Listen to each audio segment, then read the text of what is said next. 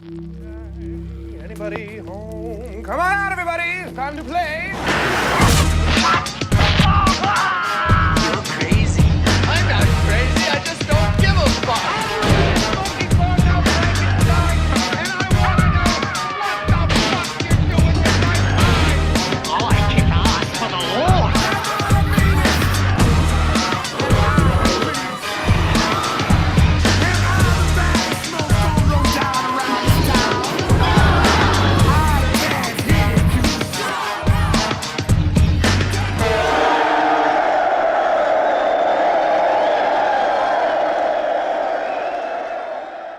What's up, you fanged freaks, and welcome back to the Lucid Nightmare. I'm your host, as always, Jay Schatzer, and today I have another fantastic vampire flick brought to us by Michio Yamamoto from 1971. This is the highly atmospheric and totally awesome horror flick. It is Lake of Dracula, once again in the Bloodthirsty trilogy here pack. Really awesome stuff, really perfect for Halloween. But guys, let's jump right into it. Here is Lake of Dracula. So Lake of Dracula is a fantastic early 70s horror flick with enough atmosphere to make you puke. It's so awesome.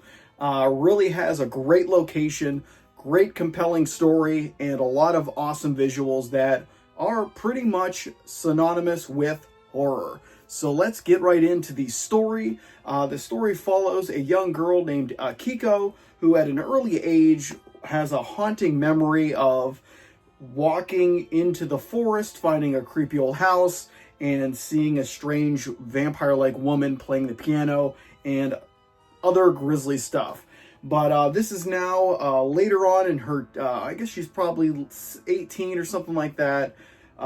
Maybe more. She's a school teacher now, and she lives with her sister in a kind of seaside town or a lake town. And she starts experiencing some strange things after one of her neighbors receives a coffin delivery. And then she's haunted by these visions of the past, a strange shadowy man with glowing eyes.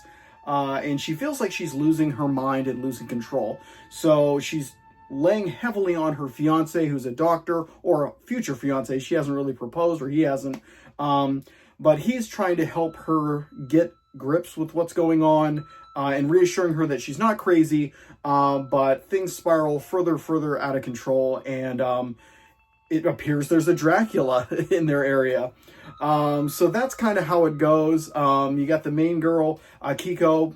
She's played by Midori Fujuta, and she does a fantastic job. She's very innocent and passive, but she has determination in her, which makes her character very compelling.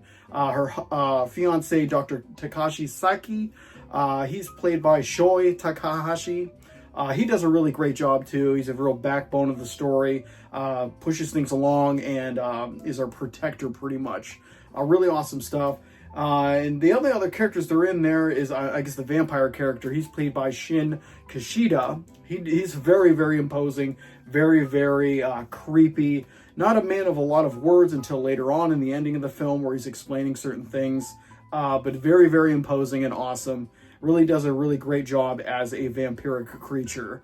And there's also another character who is her sister, Natsuko is her name in the film.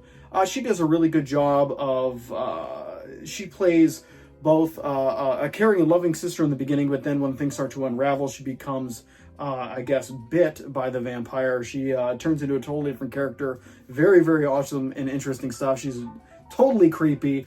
But yeah, the main pull of the film is the visual flair of it, the idyllic for horror elements, I guess, coastal town with the seclusion, the lake right by there, and just the surrounding woods. They're all filmed beautifully by Michio. Again, this is the second film I'm kind of showcasing. The other one was the Vampire Doll, which was just as fantastic as this one.